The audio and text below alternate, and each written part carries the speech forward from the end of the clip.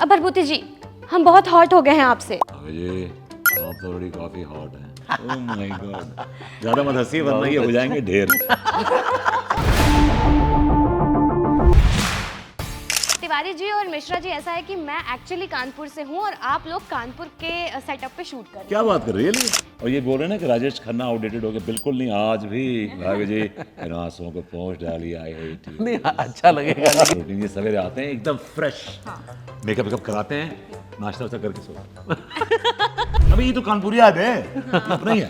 भी लोग करते हैं कि कानपुर में कौन से मोहल्ले में शूट करते हैं आप? हाँ ऐसा देंगे कंटाप कान के नीचे की तबीयत हरी हो जाएगी। ज्यादा भौकाल मत करो। मैंने कहा हाँ तुम्हें फीवर तो है। ये आदमी खड़ा हो गया। हमारे दीपेश भान की हमारा बहुत अजीज, बहुत गंदा दिन था वो। बहुत। आज तक हम उसको मिस करते हैं। अब भरभूति जी, हम बहुत हॉट हो गए हैं आपसे। भाभी जी आप तो ऑलरेडी काफी हॉट हैं। क्या बोले? मैंने कहा भाभी जी आप ऑलरेडी काफी हॉट हैं। सही पकड़े हैं। देखिए, ऐसा है कि हम आपसे हॉट हो सकते हैं लेकिन लड्डू के भैया से नहीं। तो लड्डू के भैया एक शायरी सुना दें आपको। हाँ सुनाओ पगली। पतीले के ऊपर पतीला, पतीले पे बैठा शेर। पतीले के ऊपर पतीला, पतीले पे बैठा शेर। हम हैं अगर इमली तो लड्डू के भैया हैं बेर। ओह माय गॉड, ज्यादा मत हंसिए वरना ये हो जाएंगे ढेर। Hello hi, welcome to NT live. मेरा नाम भावना त्रिपाठी है। इस वक्त मेरे साथ हैं आसिफ शेख और रोहिताश गौड़ जी। अच्छा बोलते हैं भरभूति नारायण मिश्रा और तिवारी जी। तो तिवारी जी और मिश्रा जी, ऐसा है कि मैं एक्चुअली कानपुर से हूँ और आप लोग कानपुर के सेटअप पे शूट कर रहे हैं। क्या बात कर रही है? सच में मैं कानपुर से हूँ। ठीक है, तो अभी कानपुर वाली बातें हम आगे लेकर आएंगे। पहले थोड़ा सा सीरियस क्वेश्चन से मैं शुरू करती हूँ। So comedy is not comedy anymore. Like अब कॉमेडी को बहुत सीरियसली लिया जाता है। पहले कॉमेडी के स्लॉट्स भी अलग होते थे, टाइमिंग्स भी अलग होती थी। अब क्या होता है कि पेरेंट्स फैमिली बैठती इसलिए है कि अच्छा 8:30 बजे ये शो आना है, 10 बजे ये शो आना है, पूरी फैमिली देखेगी। मेरी पूरी फैमिली भाभी जी साथ बैठ के देखती थी। तो कॉमेडी करना भी उतना ही मुश्किल होता होगा, आई एम श्योर। क्या रिस्पॉन्सिबिलिटी होती है आपको अपना कैरेक्टर प्ले करते वक्त? कॉमेडी करना बहुत मुश्किल है, किसी को भी हंसाना बहुत ही मुश्किल काम है। उसके लिए एक पूरी एक टाइमिंग सेंस होती है, आपका पूरा कैरेक्टर होता है जो आप पोर्ट्रे कर रहे होते हैं, एक डायरेक्शन होती है और एक भाषा होती है जिसके तहत वो पूरा कैरेक्टर बंधा होता है।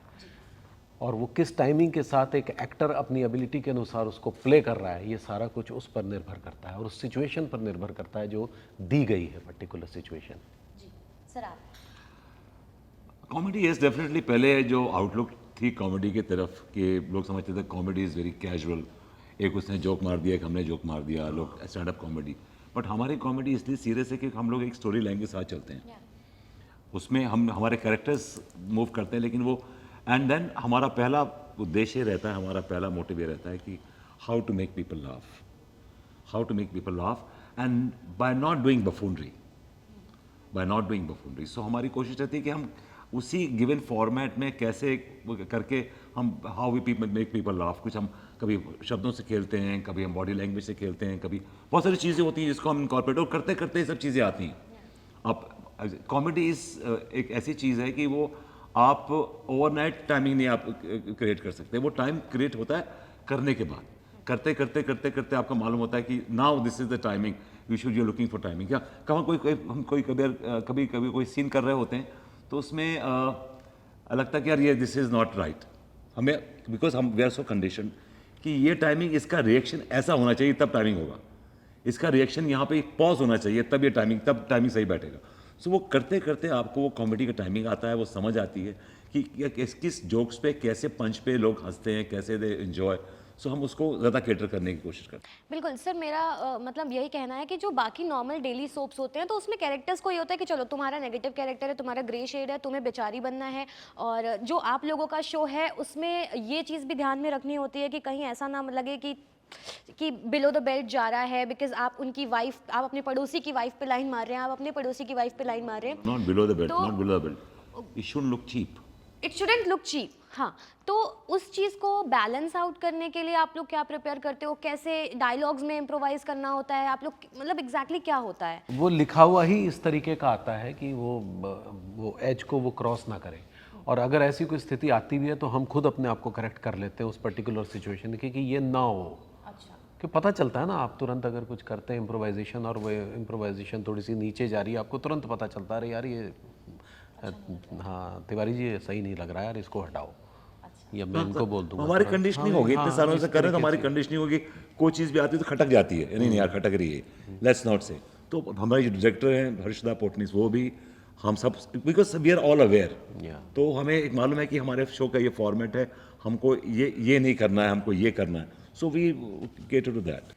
अच्छा 5-7 साल से ये शो ऑलरेडी चला आ रहा है और आप लोगों को हम मिश्रा जी और तिवारी जी की तरह ही अब जान रहे हैं, तो कभी ये लगा कि एज एन एक्टर आपके लिए ये लिमिटेड हो गया है कि आप एक ही कैरेक्टर से जाने जा रहे हैं, आपको अब स्विच करना चाहिए, दूसरी तरफ जाना चाहिए, कुछ और शेड्स में काम करना चाहिए? नहीं नहीं, लगता तो है, ये बड़ी स्वाभाविक बात है कि इतने साल से आप तिवारी जी पोर्ट्रे कर रहे हैं तो लगता है कि हाँ अंदर का जो एक कलाकार का कीड़ा होता है वो भी कुलबुलाता रहता है, लेकिन एक बैकग्राउंड एक बीच कोई चीज़ होती है, जैसे मैं रंगमंच की हमारी बैकग्राउंड होती है, कमिटमेंट एक चीज़ होती है, हम कमिटेड हैं इसके प्रति, और इस सीरियल ने बहुत खुशी दी है, बहुत मान दिया है, सम्मान दिया है, तो इसके प्रति हमारी एक ऑनेस्टी है, एक ईमानदारी है पूरे प्रोजेक्ट की तरफ जो वर्क करती है। और इसमें अलग अलग स्टोरीज आती है, हर 5 एपिसोड बाद कहानी बदलती है, बहुत कुछ अलग अलग तरीके के इंटरेक्शंस होते हैं, अलग अलग सिचुएशंस होती हैं।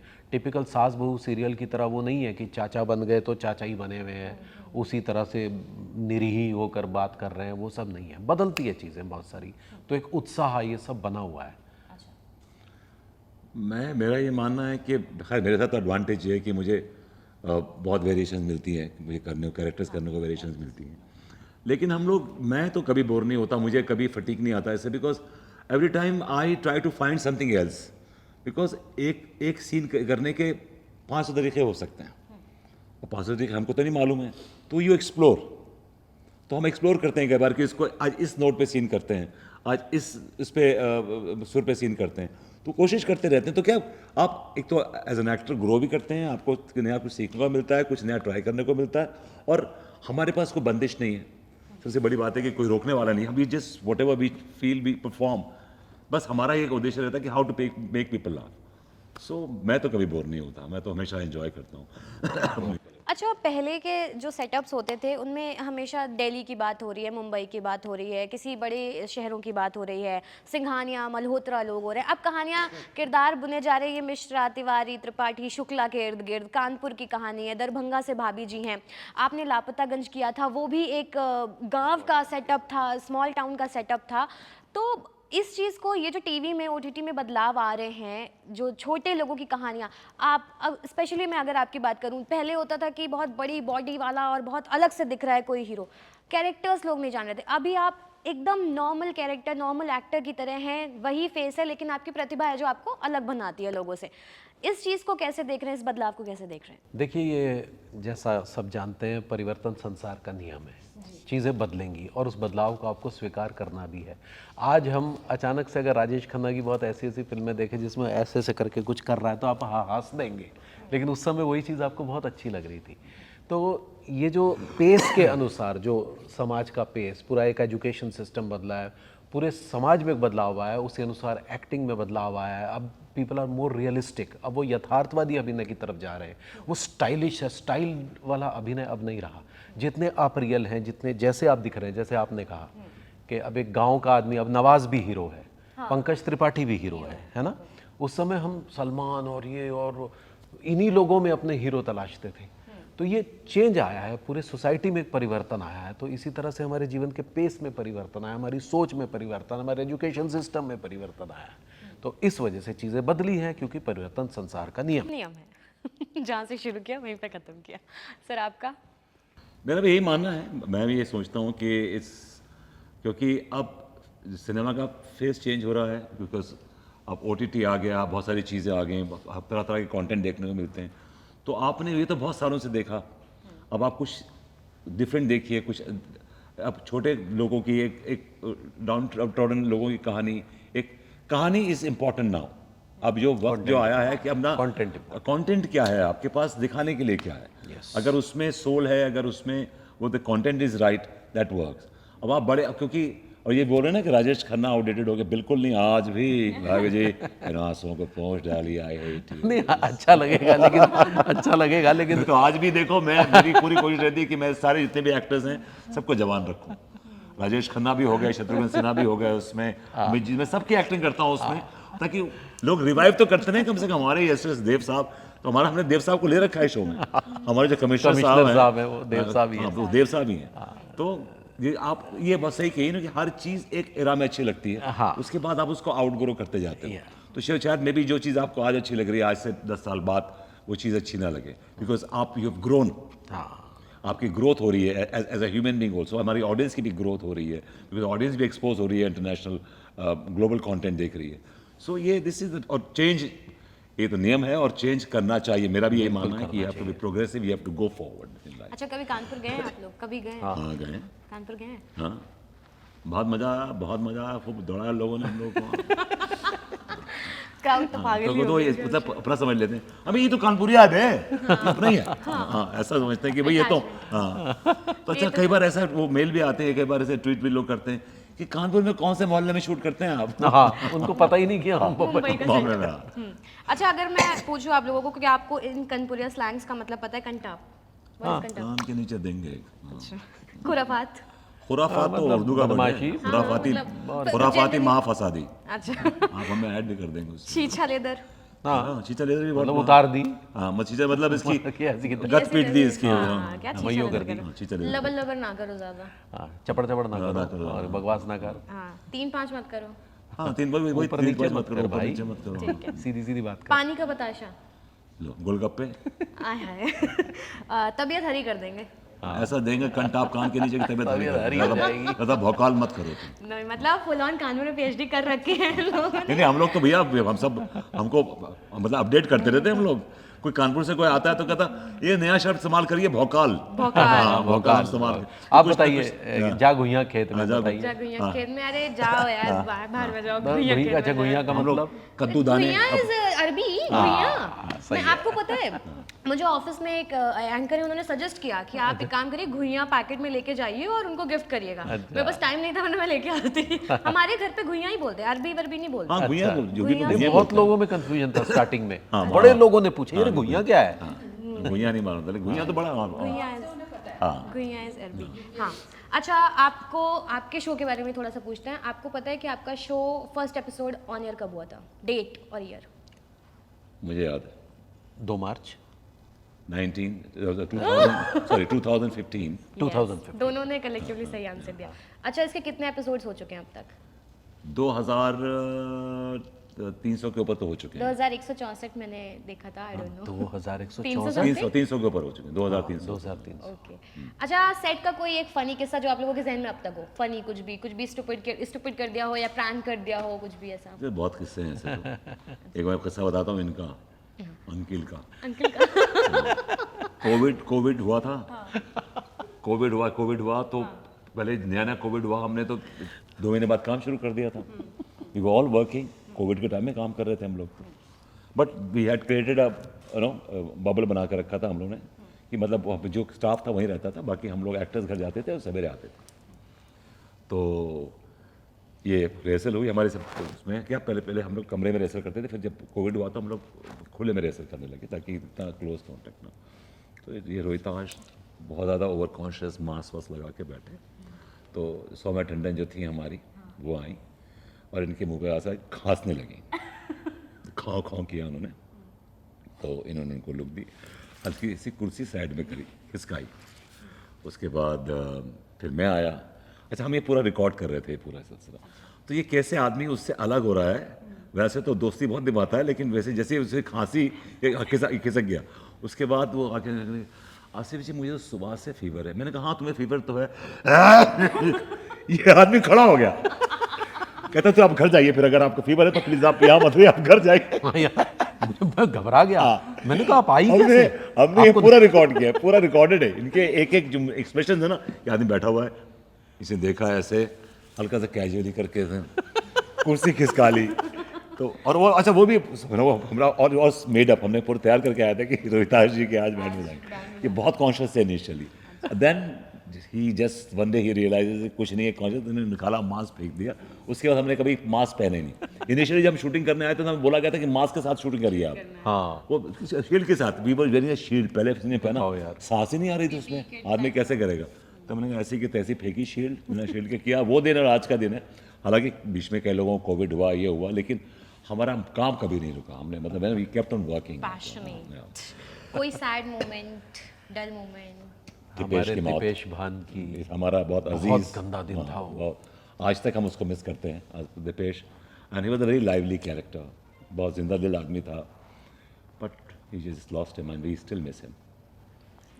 हम लोगों ने देखा था, बहुत सारी टीम वहाँ पर मौजूद बिल्कुल, थी और बिल्कुल, सभी बिल्कुल। बहुत दुखी थे उस वक्त, और सबने ही देखा। Sad moment. कभी कभी इतना वक्त तक आप लोग स्पेशली साथ रहे हैं, बीच में कैरेक्टर्स चेंज हुए हैं, कभी कोई लड़ाई भेद में ऐसा रहा हुआ है, दिमाग में ऐसे मतभेद हुआ कभी? किसका, मेरा इनका? दोनों का आपस में? सब वाल ही नहीं। कोई चांस ही नहीं है। बेस्ट फ्रेंड्स फॉरएवर बन गए क्या? बेस्ट फ्रेंड्स की बात नहीं है, we are always on the same page. ऐसा नहीं है कि मैं रोज फोन पे बात करता हूँ उनसे या रोज फोन में, ऐसा नहीं है। अनसेड थिंग जो दो लोगों के बीच में होती है। आई थिंक पानी ले लीजिए आप। सो गए। इनके मेरे बीच में कभी झगड़ा हो ही नहीं सकता, बिकॉज ये आग है तो मैं पानी हूँ, और अगर मैं आग हूँ तो ये पानी है। तो हमारा कभी, और झगड़ा कब होता है जब आप किसी के साथ कंपटीशन करने लगे, या हम दोनों दो मेन लीड्स कर रहे हैं एक शो में, लेकिन कभी भी कोई ऐसा मोमेंट नहीं आया जब मुझे लगा हो कि यार रोहिताश ने ऐसा क्यों कहा, और उनको भी ऐसा मोमेंट नहीं आया होगा कभी। मैंने कभी we always appreciate each others work. हम दूसरे एंजॉय करते हैं एक दूसरे का, बहुत एंजॉय। इतनी इनकी टाइमिंग एंजॉय करता हूँ मैं, तो कितनी बार इनके शॉट पे हंसने लगता हूँ, बीच में थोड़ा इरिटेट हो जाते हैं कि यार ये अभी हो गया ना 2 बार 3 बार, कितना हंसोगे। तो लेकिन we enjoy each others work. अच्छा काम किया, और हमारे साथ जो पहले जो एक्टर्स ने जो काम किया वो भी आज तक याद रखते हैं। अब याद करते हैं कि यार रोहिताश के साथ क्या सीन्स होते थे हमारे, आसिफ के साथ क्या सीन्स होते थे हमारे। तो we have lot of mutual understanding and mutual interest, mutual respect for each other. Set पे सोता कौन ज्यादा है आके? सो जाता है सेट पे आके, कौन सोता है ज्यादा? दोनों एक दूसरे को तिरछी निगाहों से नहीं, देख ये रहे तो हैं। नहीं सोते खैर, हाँ, आप सो जाते हैं? लेकिन हाँ नहीं, ये सवेरे आते मैं- हैं, इनका बताता हूँ रूटीन। ये सवेरे आते हैं एकदम फ्रेश, हाँ। मेकअप वेकअप कराते हैं, नाश्ता वाश्ता करके सो जाते जब तक शॉट नहीं आता हैं। शॉर्ट नहीं होता सो जाते हैं। चेयर पे बैठे बैठे? नहीं, बिस्तर पे। बाकायदा बिस्तर पे सो जाते और इनके सोते भी ऐसे करके हैं। हाँ, एकदम सुकून के। बेबी पोस्चर जो होता है। मैं कभी जाता हूँ उनके रूम में तो देखता हूँ कि भाई सो रहे हैं। फूडी कौन है सेट पे? खाता कौन रहता है? खाता कौन सेट पे? हमारा सलीम जैदी। अच्छा। सलीम जैदी, टिल्लू। हाँ, वो खाते रहते हैं। वन नंबर 1 खदेड़ू है वो। अच्छा। और वो खाता भी और खिलाता भी, लेके भी आता है सबके लिए। क्या आसिफ भाई आज मैं निहारी लाया हूँ, आसिफ भाई आज बिरयानी लाया हूँ। रोज कुछ ना कुछ लेता है, he likes to eat with everyone। और डांट किसको ज्यादा पड़ती है? डांट किसको ज्यादा पड़ती है? डायरेक्टर से या वैसे? नहीं। डायरेक्टर तो कोई डांटता नहीं किसी को। मैं नाम नहीं लेना चाहता, एक मैं जानता हूँ एक को पड़ती है, लेकिन मैं नाम नहीं लेना चाहता, दिल टूट जाएगा। अच्छा। लेकिन मैं नाम ठीक है, नहीं मतलब लेना आप लोगों में से आपस में किसी को ऐसे ज्यादा डांट वाट नहीं? चाहता। हमारा कोई कॉन्फ्लिक्ट नहीं, सेट के ऊपर कोई कॉन्फ्लिक्ट नहीं है हमारा, आपस में तो कोई दोस्तियां हैं सारी। हमारा तो कोई conflict नहीं है। तो ये जो मित्रता और दोस्ती है जो हमने इंटरव्यू में देखी, यही हमें ऑन स्क्रीन देखने को नहीं मिलती है। सही बात। खटास देखने को मिलती है, लेकिन जितनी खटास हमें ऑन स्क्रीन देखने को मिलती है उतने ही अच्छे फ्रेंड्स ये ऑफ स्क्रीन है। हमने भाभी जी को मिस किया है, तो भाभी जी को अगले बार प्लीज आप लोग आइए तो भाभी जी को भी लेकर आइएगा। नहीं, हम भाभी जी को भेज देंगे, आपको इतनी याद आ रही है उनको, तो हम हाँ, भाभी जी को भेज देंगे। भाभी दोनों। जी को दोनों- भी भेज दोनों- दीजिएगा। दोनों को भेज और मैं देंगे। चाहूंगी कि अगर दोनों भाभी और भैया दोनों ही आ जाए तो कोई बात नहीं। आज मैं ऑफिस में सब पूछा जाए भाभी जी आ रही है, मैंने कहा नहीं भैया लोग आ रहे हैं, मैं भैया लोगों को इंटरव्यू करने जा रही हूँ। तो thank you for watching this video and thank you for giving your time sir. Thank you so Thank you much. very thank you, much. आपसे बात करके बहुत अच्छा लगा। Thank you, Seriously. Thank you. Thank you.